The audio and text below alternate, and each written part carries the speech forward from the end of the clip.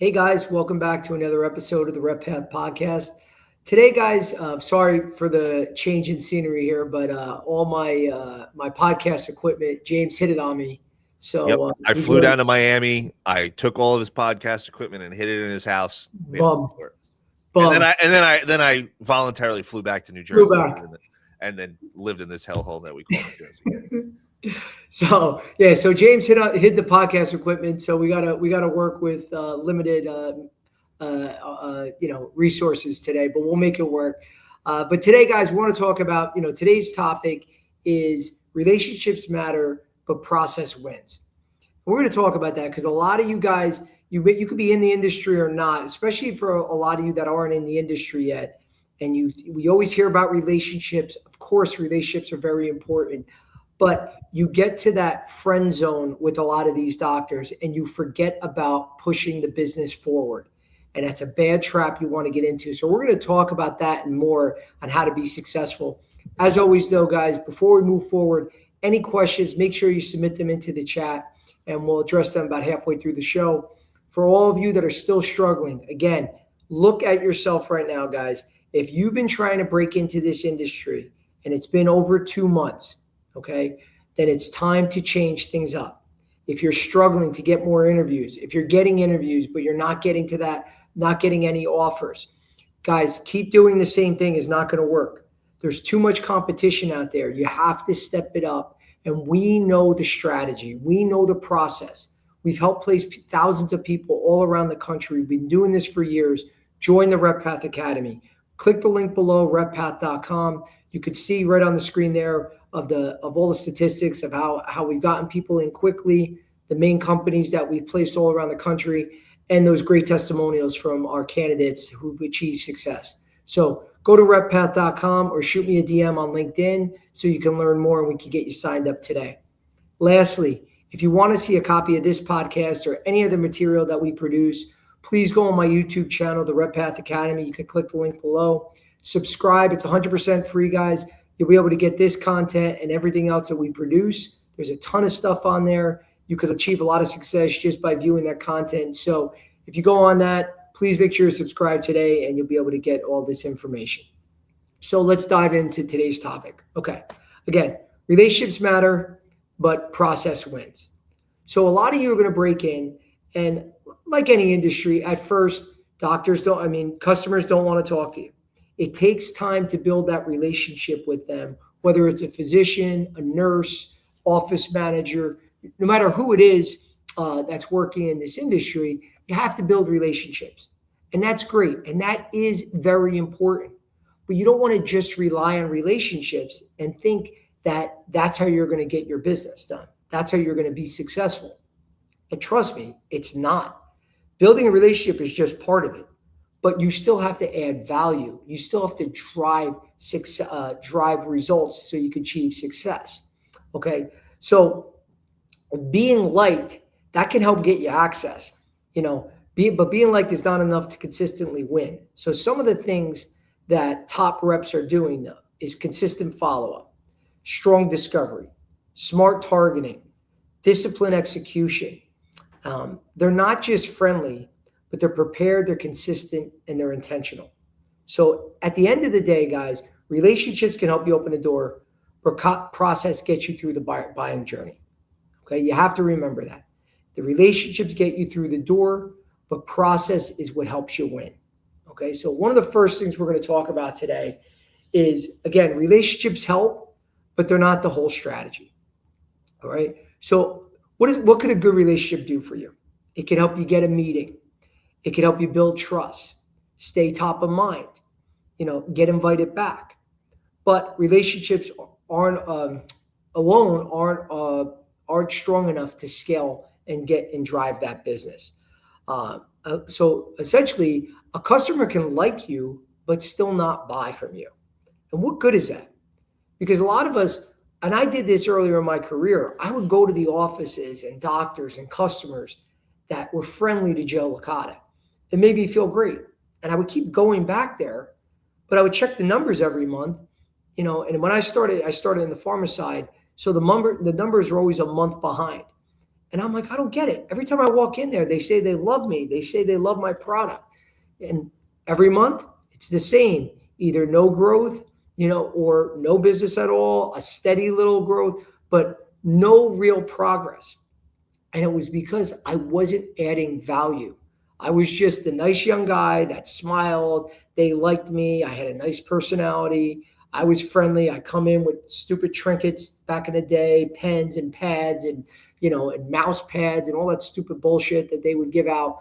And, again, I was a nice guy. Why not be nice to Joe? But I wasn't driving results. Okay. So you got to realize this, guys. Physicians can enjoy talking to you and you still not change their behavior. A manager can take your call and still not move forward with the deal. So being liked is helpful, but it doesn't guarantee progress. So at the end of the day, guys, remember, being liked gets you invited back. Being valuable gets you advanced. So it's not about getting invited back each time. That's a prerequisite. That's an automatic. How do you move the process forward? That's how you drive business. So don't just measure your wins throughout the day by how many doctors saw you, how many doctors knew your name. I mean, it sounds so crazy, guys, but I used to say, wow, I'm doing well in that office because everyone knows my name in that office. And that's good. They should. If you're doing your job, your customers should know your name because you're going to do ride-alongs. And there's times doctors, you could tell when reps aren't working. If a doctor doesn't know your name and you've been calling on them for 6 months, you're doing something wrong. Okay, but that's only part of it. Knowing your name, knowing your drug, knowing your device is only part of it. That you have to be bringing value in every time for them to actually start using you or continue to use you or progress to use you even more. Okay, so how do we do that? And that's by process. So your process is what creates your consistency. So average reps, they rely on personality, hustle, timing. Top reps rely on a repeatable process. And what are some of those, what are some of the things that they know that the average reps don't? And that's, number one, who are they targeting?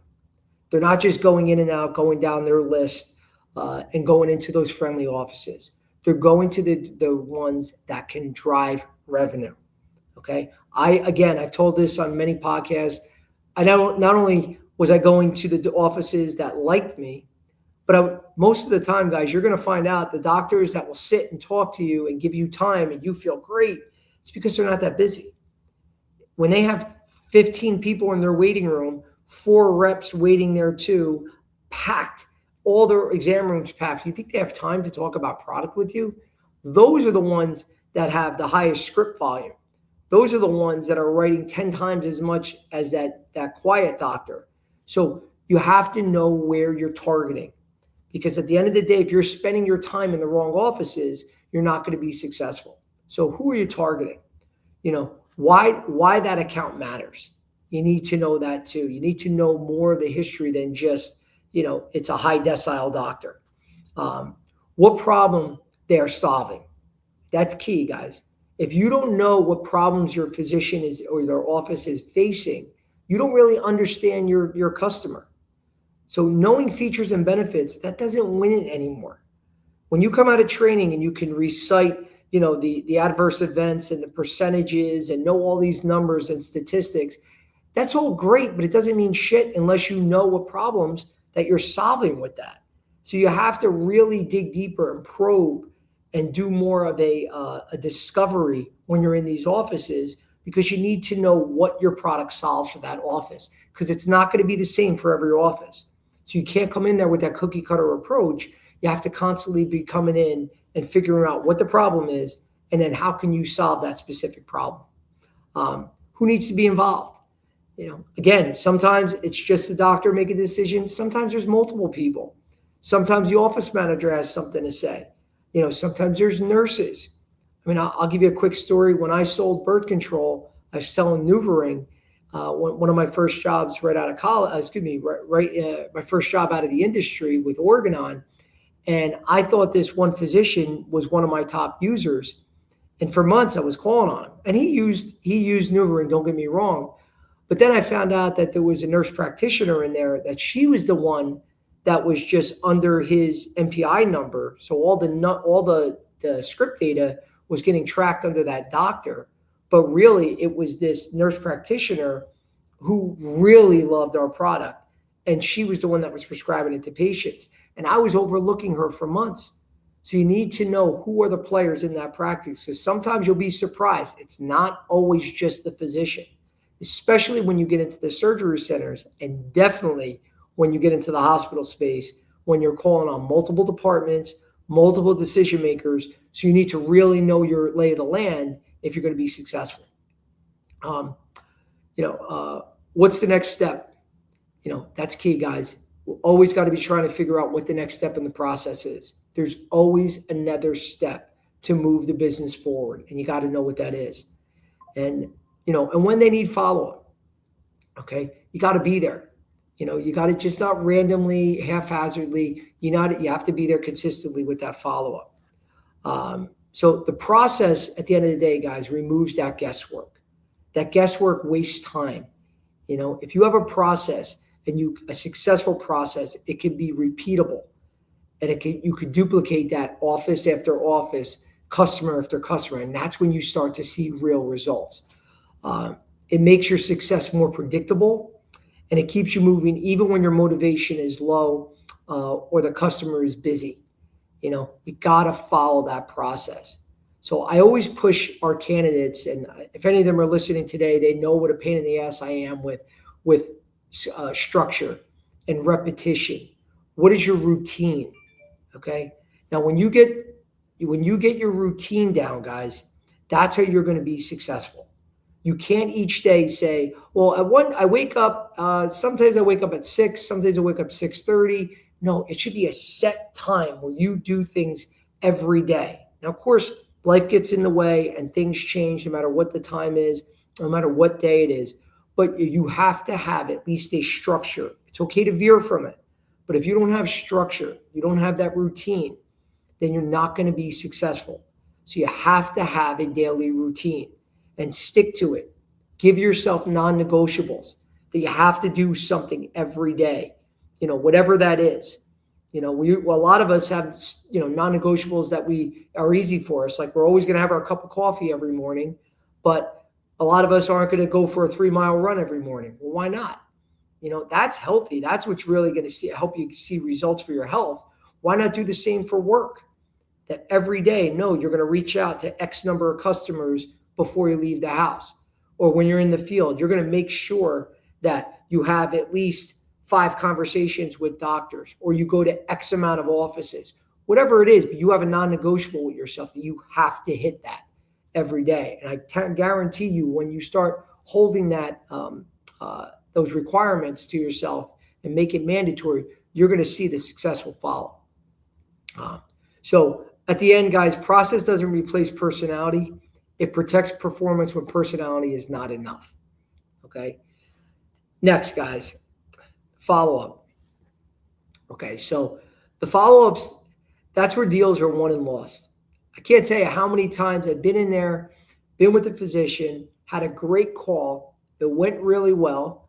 They committed to using the product X amount of times, or they committed to a case, and you have a poor follow-up. So that's only part of it. Getting the commitment face-to-face is a good first step.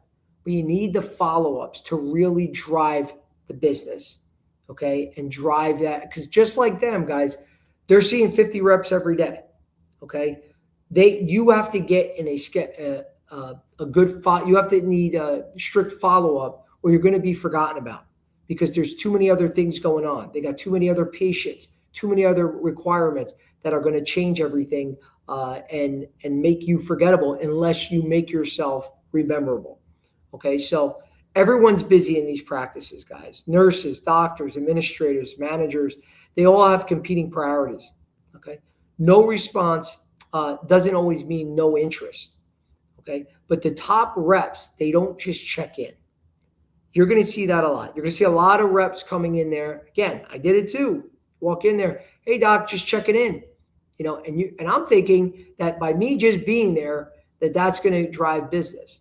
And that would be nice to you and say, oh, Joe, I got a couple more patients last week. And you think, oh, great, they got a couple more patients. I'm doing well. See, I'm doing my job. I keep checking in. I'm staying consistent. But if you're not really bringing value, guys, then what is that? What's the purpose? So you got to follow up, not just with the follow-up or the check-in, follow up with purpose. What does that mean? So a good follow-up should at least reference your last conversation. You're always going to get something that a doctor says, if it is a good call, don't get me wrong, or there's something to follow up on, but you want it to be a specific follow-up, not just I'm just checking in. And for side note, guys, when you're responding on email, stop with the just checking in. Get that out of your vocabulary. Don't respond anymore with just checking in when you're opening up on an email. It's lazy. Every rep does it. You're not going to stand out that way. It actually makes people instantly go roll their eyes because they know that you're not adding value. There's no purpose. So get that out of there. Stop with that opening. You got another good example of a good follow-up. Restate the customer's problem. They could have told you about something last time that they're struggling with or their practice is struggling with. It could be, workflow efficiency or whatever it is. But remind them that that's what you talked about last time and that was an issue and how you might see a solution. You might come with a study that might be interesting, but show that you paid attention to what their needs were. That's the whole purpose of that. Always adding value. Always. Top reps are always adding value. We talk about this over and over. You're confirming the next step. So before you leave there, you don't ever want to leave, especially if they give you a commitment. Joe, you know what? I love this product. I think I'm going to give it to my next 3 patients. I got 3 patients, man. I'm going to give it to them. You go, oh, great. Shake the doctor's hand. Great. I'll see you soon. And you walk out. No, guys, terrible. You need to confirm what the next step is. Okay? Okay, great. You know what? I'm going to be in here next Friday. So by then, you should see those patients and should have some, something good to report. Or if they say, no, Joe, that's too soon, give it 2 weeks. Okay, I'll be in here 2 weeks from this Friday to get a good follow-up, and we'll take it from there. If there's anything else you need from me, please reach out. But at least this is the next step. Or if they leave you with a question you don't know. A lot of times I used to think that was, a screw up on my part. It's a good thing, guys, because you have an excuse for a follow-up, a real follow-up.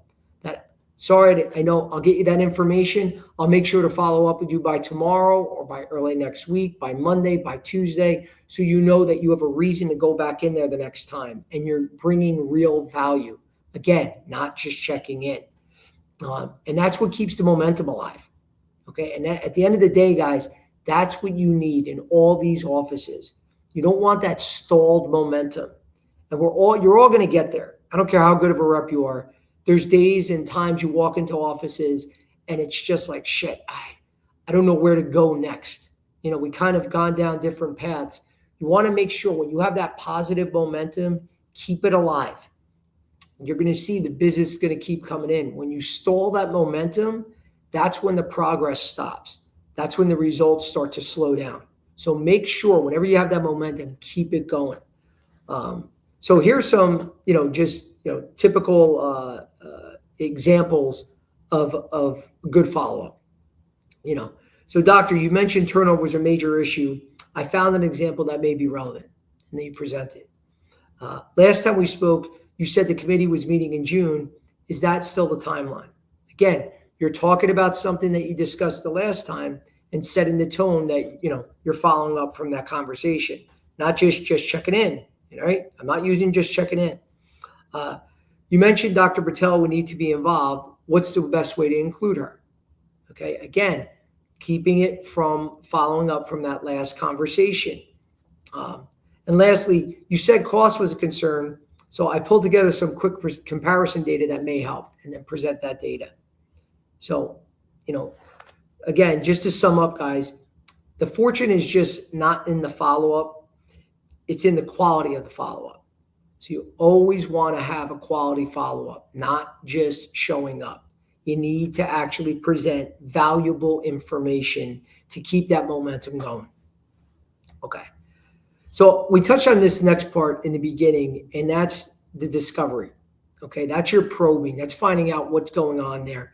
And that the discovery is always going to be pitching. Okay. So you're going to hear people talk about, features and benefits versus adding value. Okay. So the discovery is the part that people struggle with the most. They come out of training and they learn all about features and benefits. They want to get out there and they just start spitting it out in front of doctors. They just start talking about all the, whatever it is, the disease state, the study results. They're just talking, feature benefit. And they feel like they're winning because they checked off all the boxes. Meanwhile, they didn't do any discovery. So what the hell point is that if you're not finding out what that physician wants? What is important to them? Because I can guarantee you, not every feature and benefit is important to the doctor.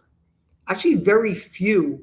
You're going to have very few customers that say, I love everything about this product. There's usually one or two things that they like about it, and that could drive their usage, through the roof and make, just 100% just use your product. But it's usually not every feature and benefit. So you need to find out what's important, and that's the discovery part. So again, a lot of prep reps know the product well, but product knowledge is not the same as a sales skill. Okay, so many reps are pitching too early. They're not finding out what the doctor's key drivers are. That's what I was talking about, which is shooting out features and benefits. But what the top reps do, they slow down and they ask questions. And this was one of the biggest struggles for me, especially when you're in this. And I'm not saying it's easy, guys, because when you're really face to face with a doctor, they're very rarely going to give you 20, 30, 40 minutes, do a 5-10 minute role play or any of that. A lot of times it could be a quick 15, 20 second, walk by conversation, or they say, Joe, what do you got? And they're in a rush. So you get nervous and you're afraid to ask a question. I was always afraid, well, if they only give me 20 seconds, I got to just say my product and a quick benefit. And I remember I had a manager when I first started, this gentleman named, I don't want to give his last name just for his privacy, but this guy named Jeff, who I really respected Jeff. Jeff was such a pain in the neck on ride-alongs. And my first couple of ride-alongs, I would roll my eyes like, oh man, this guy just drives me crazy. And I didn't realize it at the time. And I learned it, later, that how good of a manager he was, because he forced me to get uncomfortable and break out of my comfort zone. We talk about this every day at the Academy. Get comfortable being uncomfortable. Okay. And it's so true, guys. You have to get that way. That's how you know you're growing. And he forced me, this one physician, I would walk in. Every time I walked in, he would walk by me and just say Avinza, because he knew that was my drug. And I thought, well, I'm doing my job. He's only just walking by, and he's like, well, Joe, you didn't do anything. And I go, yes, I did. He knows my drug. I think I'm doing my job. So it's fresh in his head. Next time he gets a pain patient, he's going to give him Avinza. And he's like, yeah, but you didn't uncover any needs. And then sure enough, he forced me, he goes, all I want you to do, whether he keeps walking or not, ask a question. And I did. And I thought it was going to bomb. I'm like, he's going to just keep walking by me. And I shit you not, he sat there. He was intrigued by the question. He stopped. Before you know it, we talked for 15 minutes. And that was the first time that's ever happened to me with him.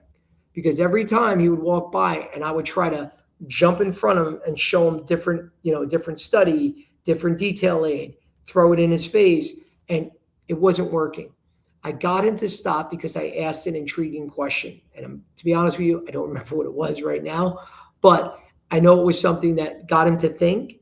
And then from that question, it turned into this whole conversation. And that really did start to propel my business in that account. When I thought I was doing the right thing by just walking in there, he knows my product, that's a win. It's not, guys. Okay, so a lot of these doctors, you got to realize too, just because they know the doses, just because they know the specs about your device, whatever it is, that doesn't mean they're always using it. These are smart guys, okay? Smart guys and girls. Everyone, they've been doing this a while. They know the doses. They know the specs about the products. That doesn't mean they use it every day. So you got to get them to stop and think. So always push more questions, guys. It's very hard. And what that's going to do, what the discovery is going to do, it's going to uncover many things. It's going to uncover what are they doing in their current process? What are some of their pain points? What are some of their clinical challenges? Their operational issues, financial concerns? Who are the decision makers? What are the real timelines? What's the approval process? What's a competitive situation? So again, the goal is to diagnose before you prescribe. We talk about this all the time too, guys, in these podcasts, just like a doctor does. You don't walk into a doctor's office and they go, wait, stop. I'm going to tell you about this drug. I think you'll love this drug. It's good for someone your age. I think you'll really do well. It has a lot of success. And they're sitting there and they're talking about a drug, an antibiotic, and you don't have an infection. So why the hell would they give you the antibiotic and you have, an arrhythmia, or you got high blood pressure, or, you just have a cold? So what they do, they try to diagnose what's going on with you. How do they do that? They ask a lot of questions. They don't just check your blood pressure and check your vitals and then give you a drug. I've never met a physician who's ever done that and just gave a drug. They have to ask a lot of questions. That's the discovery. And then based on what you're telling them, that's when they prescribe. You do the same thing. So every time you're in front of a doctor, think like a doctor. Be a doctor. Okay? So start your discovery. Ask questions. Diagnose. And then prescribe. Your prescription is, what's the next step? What's the solution? How does your product provide value here? That's how you're going to be successful. So I challenge all of you out there. We do this. We talk about this all the time too, guys. I want you to next call, do your best not to bring up your product. It's so hard. And when you're a manager, it's even harder because they're going to look at you like, what the hell? We spent money on this lunch or this breakfast, or you scheduled this meeting. You're not going to talk about the product. Yes, that's what I want you to do. Tell your manager they're wrong too. Have a bunch of questions, have conversation, and increase that discovery. Because I'm telling you right now, you can mention your product, get all the features and benefits out. It's going to do nothing in the process as compared to discovering more. You might not get all the features and benefits out that day, but I guarantee you it's going to propel you leaps and bounds further by just spending more time and not talking about your product. You're also making it about your customer and not about you. The less you talk about the product, the more it's about your customer. So make sure you do that, guys. Next call, I promise you, you're going to see the success. Make sure you're asking more questions and talking less about your product, and you're going to see how that makes a difference. So what are some of those questions? Some are simple. Again, doesn't have to be rocket science here, guys, but what are you currently using? What is working well? What is not working well? What happens if this doesn't change? Okay, and they'll talk about that. That's some of their pain points. Like, if we keep doing this, we're going to be in financial trouble, or, patients are going to continue to struggle, or it's going to continue to create workflow problems for our staff. Who is affected by this issue? Because sometimes it might not be a big deal to the physician. And if you find out that using this product actually creates a lot more work for the nurses, then guess who you want to talk to next, guys? Go talk to the nurses and start bringing up that you have a solution for them. Because the doctor might just be like, I don't really care what we use. And then you find out, well, if the nurses know about this, you're going to save them a lot of time. They can go, oh shit, Joe, you know what? Let's get this used tomorrow because we're going to see a lot of success with this. They'll start talking to the doctor. Before you know it, they're going to start using your product. Especially if the doctor doesn't care, the nurses can get in his or her head and all of a sudden can start driving the results for you. Last couple of ones, what would make this worth evaluating and what would stop this from moving forward? And that's another important one, guys, because that'll open up, is the doctor the only decision maker? And this is where that's a great question, because you'll find out a lot of times that if you don't ask that question, if you don't ask any questions, doctors will smile, they'll yes you to death, they'll say, this sounds great, this looks good. Now, all of a sudden, you ask that simple question, what would stop this from moving forward? Oh, well, we don't make those decisions. That gets made at the corporate level, at whatever IDM we're a part of. They decide the products that are approved for usage. And you're sitting there, you're like, I just wasted months calling on this doctor that doesn't even make the decision here. And I assume that they did. And believe me, guys, even though you're not in the hospital space, a lot of these practices, they aren't made, a lot of decisions aren't made at that level. So if you want to get a doctor to use your product, they might be being dictated to whatever products are allowed to be used at whatever IDN, whether it's Atlantic Health System, NYU, Yale New Haven, Mount Sinai, whatever it is, whatever system it is, Banner Health, the decisions could be made hundreds of miles away, and you're banging your head up against the wall, knowing that, not knowing that because you never asked the question. So it's not your fault if you're asking the questions, you're getting that information. Now you got to go elsewhere to get to move the ball forward. But if you're going to continue to go to that same physician in that office and just talk features and benefits and not get that proper discovery, that's why you're going to fail. So you need to be asking these questions. A simple question like that can save you months and months of work. I know we're going to do a couple more of these, and then we'll open it up for some questions. So, next I want to talk about discipline, guys.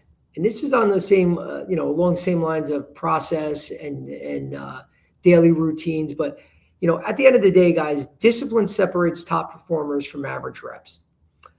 Discipline's not exciting. Sometimes it's boring. When you see people that have the same lunch every day, they eat the same salad, they have the same workout routine, a lot of times you're like, oh, that's boring to me. I need more excitement.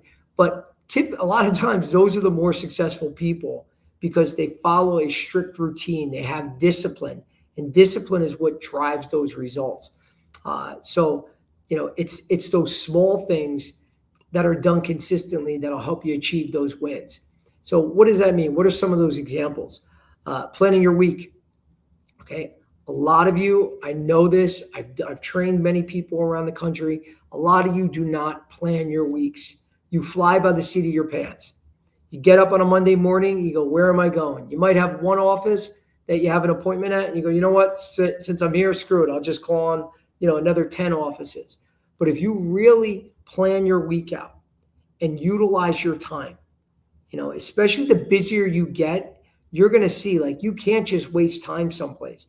The busier territory that you take over, especially when you're covering cases, when you have a territory that covers a couple of states, you'll see you need a strategy. You need to have your schedule down pat or you're not going to be successful. So for me, what really works, I get ahead on the weekend. And I get a lot of shit from this, people online, oh, you're taking away from family time. And that's all nonsense. That's excuses. You could still go away for a weekend with the family. You can't tell me that if you spend a half hour in the morning after your morning workout, before your kids get up or whatever you have to do, and spend some time at least mentally preparing your week, it's going to help you get ahead. So make sure you're really planning out your weeks. I don't care if you do it on the weekend, you do it on a Friday, you do it early on a Monday morning before you hit the field, whatever it is, get it before you get in that car and just start driving around. Prep your week. This is what a top performer does. And the more in advance that you're prepping, the more successful you're going to be, because shit's going to come up and at least you're not scrambling. The more prepared you are, the more you could be prepared for the unexpected too. Prepping before calls. Don't just walk into calls, guys. Don't just wing it. I did it. It's not going to help you. Have a real plan. A lot of you young reps out there, when you're working with your managers and you're in a ride along and you're rolling your eyes like, oh man, we're going to sit here and role play. We're going to talk about this for 15 minutes before we walk in the office. I just want to get in there and get this day done, because you're used to getting your day done in a few hours. Now your manager's with you. Now you got to work a full day with the manager. But I get it, guys. But the more that you prep for those calls, the more successful you're going to be. Especially if you prep for and you start to learn some of the objections ahead of time, you're going to be ready for them. so you don't blow those opportunities. So make sure you're prepping before every call with an intention of what you're going to speak about that day, or at least questions you're going to ask. Updating your CRM. Again, something I was terrible with. Guys, treat your CRM, and be up to date. Not only your CRM, but also your car. Don't treat your office. That's your office. How many offices have you walked by? Successful people, when you go and meet with people, big time executives, their office is always immaculate. It's neat. The more successful people I've met with, they always have neat offices. Why would you treat your car that way? That's your office for many of us. We're on the road. Have it neat. Have your samples neat in the back. Have your equipment neat.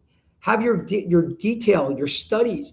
Everything should be very neat in your car, not just when you're prepping for your manager. Don't just be a fake, detail person. Be a real detail person, and make sure that you're updating all that daily or at the very least weekly, because it's very important. That and your CRM. Don't just have bullshit notes in there.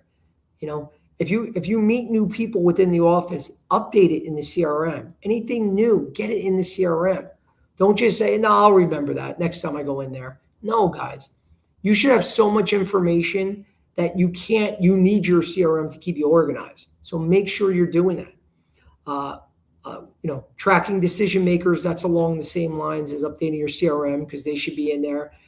Confirming the next steps, following up when you said you would. Don't say you'll be here on Tuesday and then show up there on Thursday or Friday. If you say Tuesday, be there.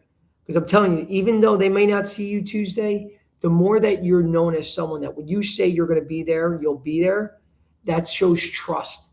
They're going to want to work with someone that is always there and is reliable. The reps that always say, I'll be there, and then they don't follow up, whatever, trust me, the doctors notice that. They're not going to want to work with someone that's unreliable. So make sure you're always there when you said you would. And again, at the end of the day, guys, you need to know where every deal stands. If your manager asks you what's going on here, what's going on there, and you don't know exactly what's going on, that means you don't have a real command of your business. You don't really have an understanding of your territory. If he has to point to an account, you should know everything that's going on there. And it might be an account that you're not giving much attention to, but at least if you're not giving it attention, have your reasons why. It can't be a top account that all of a sudden, well, I just don't go there because they don't see me, and you have no knowledge of what's going on. That's no excuse, guys. You need to know what's going on. But if you're not going somewhere, you need to know the reasons why. So again, most of these deals are lost because of those process failures. The rep missed a stakeholder. The rep didn't confirm the timeline. The rep assumed interest, meant commitment. The rep failed to follow up. The rep let the deal drift. So at the end of the day, deals do not usually die all at once. They die from small process failures. Make sure your process is airtight and you're going to be more successful. But I went a little over. So James, I'm going to pause here and shut up and see if there's any questions from the crowd. You're lucky I was nice today. I almost jumped in when you were talking about your buddy Jeff and gave my own movie quote. My name's Jeff. Yes. It's so good. Hey, Joe, I got a movie quote for you. I love it. Jeff. Tyler Brennan. When you say process wins, are you talking about a written playbook reps follow, or more like personal habits that compound over time?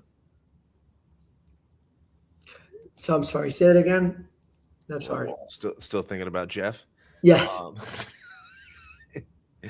Tyler said, when you say process wins, are you talking about a written playbook that reps follow, or more like personal habits that compound over time? Personal habits. It's definitely habits are so powerful, Tyler. You want to be doing, and I'm not saying it's all about just eating the same breakfast, doing that same, it's everything overall. The more that you make it that you do this every day or once a week, or you get that onto your calendar, start with your phone. Okay. I have prospecting. I have when I'm going to post my whatever post I'm doing, when I'm, obviously my weekly calls, when I'm going to be speaking, and doing any kind of speaking engagements, when I'm going to be reaching out to different clients, the stuff that is annoying, right? You need to make sure that you get that into your daily routine. Your daily routine is so important, guys. When you don't have daily routines, you sit on your phone, you start scrolling, looking at bullshit on social media, you start calling friends, you just waste time. That's what I do. Okay. When I don't have a routine, the saying, the idle mind is the devil's playground. I was the worst with that. But when I'm busy, obviously when you're busy, that's a good thing. But make yourself busy too, guys.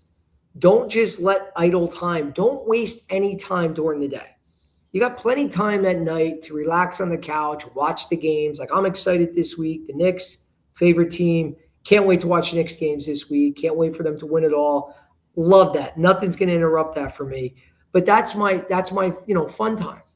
Okay, but I'm able to do that because I'm not wasting time, throughout my day. So make sure you create great habits and a good structure, daily structure, and you're going to see that's going to be successful. Help you be successful. Excuse me. We got Stephanie Barlow. For someone interviewing, what process-related questions should I be asking the hiring manager to show I'm not just a charisma play? So what process-related questions you should be asking, ask them who are their top reps. Let them give them their names, whoever that is. They could give, who are their top 2 or 3 reps on the team, and what is the process that they're doing to make them successful, and see what they say. They should know that. They should know, like, oh, well, I know, Jill, she's the top rep on the team, and what she does every week, she's going to different, different hospital events to meet doctors outside of the operating room, or she's calling on, different surgery centers, or actually she's working with podiatrists because the podiatrists they're referring to the pain specialist, and there's a good referral pattern there, or there's a good referral pattern from the internist to the cardiologist, whatever that is. They do things that are, a routine that are outside of the box. But I would just straight up ask, what is some of the things, that they're doing to be successful? And that hiring manager should have some good examples for you to learn from. Chase Donnelly, Joe, what's your take on cold walking offices in 2026? Is it still part of a winning process or completely dead? It's definitely not dead. Because guys, you got to get in people's faces. The more that we all listen, I get it, especially after COVID, the access is getting worse and worse. You do have to be strategic. I don't agree with just doing the same thing every week. If a doctor will not see you at this office, you've been going there 10 weeks in a row at the same time, doing the same shit. But Joe said, no, make a cold call. No, guys.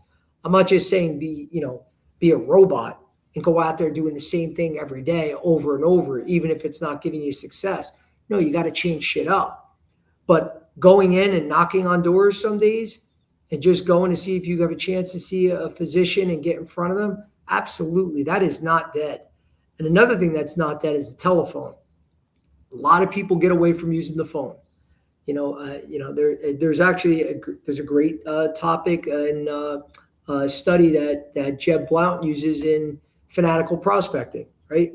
And he talks about this, how he's done this many times where he had reps that all they did was use social media.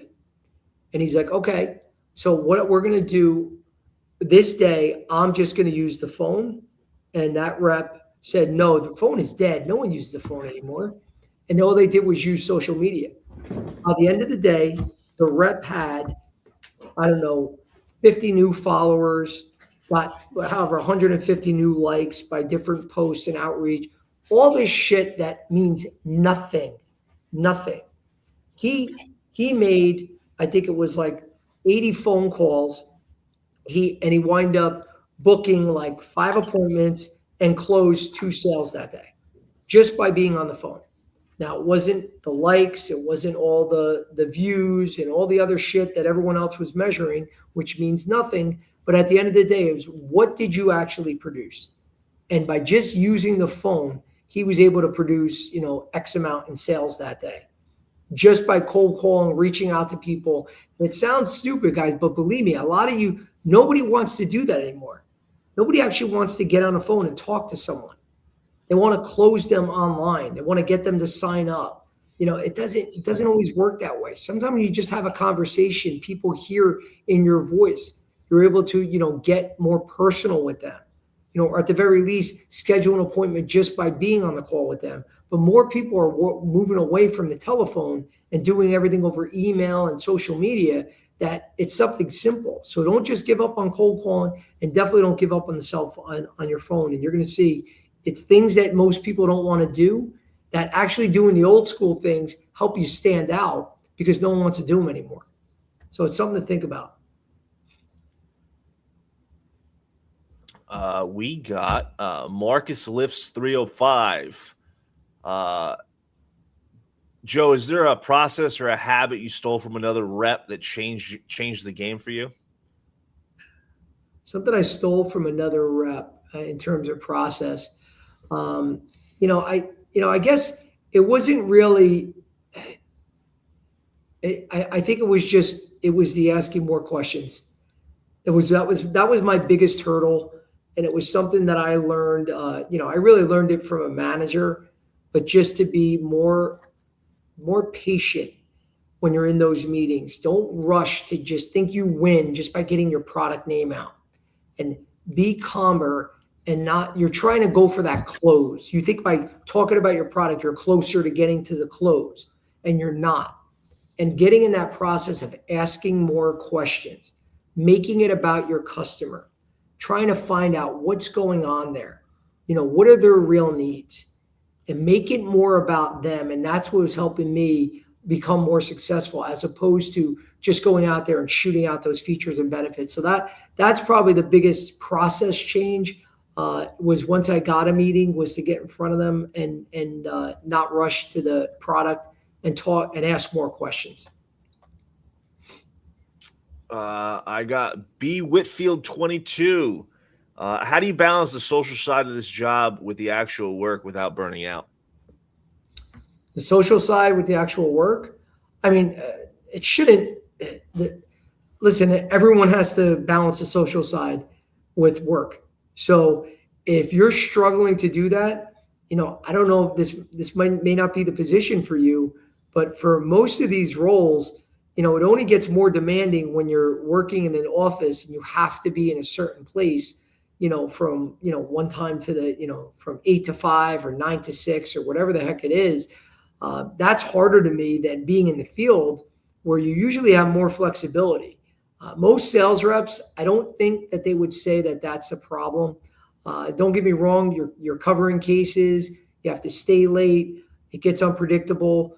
But on the pharma side, the diagnostic side, when you're not covering cases, they usually have more flexibility, where that's typically not a problem. So it's not that hard to juggle both the work and the social side. But if it is, that's something you got to look at and say, maybe I'm doing something wrong. Maybe I'm not being as effective throughout my day, and look at your habits, and start changing some of your habits, start changing some of your routine, so you do have more flexibility later on. Maybe you are wasting time during the day, and now it's costing you time later on when you should be with family or friends, or doing, more personal stuff. So, but typically with sales reps, when you're on your own, you're in the field, that usually isn't that big of a challenge. Let's see. Tyler outside, do you think these Gen Z reps are better or worse at process than millennial reps? Well, I'm a Gen X, so like everyone else that's older, you always think your generation does things better than the younger generations. But I don't want to sound like an old fart. We can all sit. My parents, the baby boomers, and whatever the hell else was before the baby boomers. they'll probably say that, we're lazy as shit. Everyone's going to always say that the younger generations are lazier and they don't have process. And guys, at the end of the day, everyone's different. There's people I know that are older than me that I think are lazy. And, some people that are older, I think are rock stars. Some are younger, I think are rock stars. Some I think are lazy. It really is the individual. Because I will say this, the ones that do have structure and process, they are typically, no matter if they're a Gen Z, millennial, whatever the hell they are, they're the ones that are going to be more successful. The lazier ones, they don't have structure. They don't have a process. They go out there and wing it, and then they get frustrated, and then they don't see the results. So that's what makes them, to me, look lazier, but it's just spending that time to get that process involved first, get those good habits in. But I don't really see something that it's like, oh, it's a millennial, they're going to suck, or it's a Gen Z, oh, they're going to be lazy. Now, I've had individuals that have been rock stars and, haven't impressed me at every age level. I got one more for you today, Joe. What's the longest deal cycle you've ever closed, and what kept you in it? Well, it was actually a deal for robotics that was over 3 years that we actually did not close. But one that I did close was probably closer to 2 years, but the 3-year one was very frustrating because I aligned everything. I had a champion, we had site visits, we had approval, we had space for the room, we had the budget approval, everything. And one gentleman from Biomed gave a bone-crushing statement and mentioned something about our service plan that the hospital didn't really know about, and it wasn't cheap. And that comment in front of the whole department basically killed the deal for me. So it was something 3 years working on, and it wound up not going through. It sucked. I wanted to freak out that day. I did freak out, but it was awful. But that was the longest deal that actually worked on, where I was right there ready to close, and one comment killed it. But I worked on another deal. It was over 2 years. We got the deal. What kept me aligned was always having a next step in the process. And you guys will learn this on the capital side. You don't go in and just make a capital deal. Most capital deals doesn't work that way. And of course, there's always, outliers there, but most deals take a lot of time on the capital side. They take budget approvals. They take multiple departments involved, especially when I was working at Stereotaxis. I mean, they're multi-million-dollar deals. They're not going to get approved overnight. So you always have to have another stage, a next step in the process. And they did a great job of that, where we always had different stages. Where are we at? Stage 1, 2, 3, 4. And we always wanted to get to that next stage before we can close. And if you have the right stages set up, that's going to be the right path to get to that close. But you need that first, because that's what kept me, in all those deals, because I was always pushing it to the next step. I didn't just go from opening conversation to close. You need all the steps in between. And if you have that mapped out right, that's going to help you be successful. That's all I got today, Joe. Awesome, man. Well, thank you, James. Thank you, guys. A lot of great questions. I'm still pissed for James stealing my equipment with the podcast. So it's a little annoying. Start looking for him, dude. I hit him good. It's such a bastard. And I don't know how you came in and out too, and why you went back to New Jersey. Another movie quote for you, Joe. I think you underestimate my sneakiness. I am very, very sneaky. Big Daddy, great classic. Great, very good movie, by the way. Hip Hop Anonymous. Damn you give him all the easy ones. No, that was not Big Daddy. That was Mr. Deeds. Mr. Deeds. It was Mr. Deeds when he was up by the sink getting a Hawaiian punch. He's putting his socks on.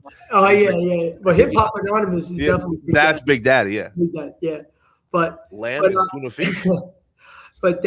you, James. Thank you, everyone, for great questions today. Again, guys, it all comes down to don't think that you're winning just by getting relationships. Okay, you need to continue to push the process further. The relationships are great, but you'll see they'll stall, and you'll just walk in there and it'll be another friend. And it gets harder. If you don't make it about business, it gets harder because a lot of times you get trapped and it's almost like uncomfortable to ask for the business. Guys, that's why you're there. So remember, you're there to drive revenue, and that's how you get paid. So don't get stuck and feel uncomfortable. You need to make it about the business first.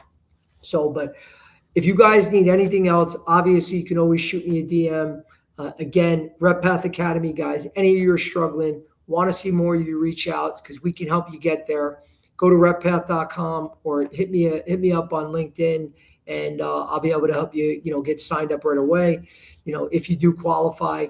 And lastly, anyone that's a lobby member, make sure you use the passcode, the promo code Licata, Licata. You can see it there on the screen. Shoot that over to me so you get additional discounts. If not, guys, have a great day, and I'll see you all Wednesday at 3 p.m. Eastern so we can, discuss more with the RepPath podcast. Have a great day.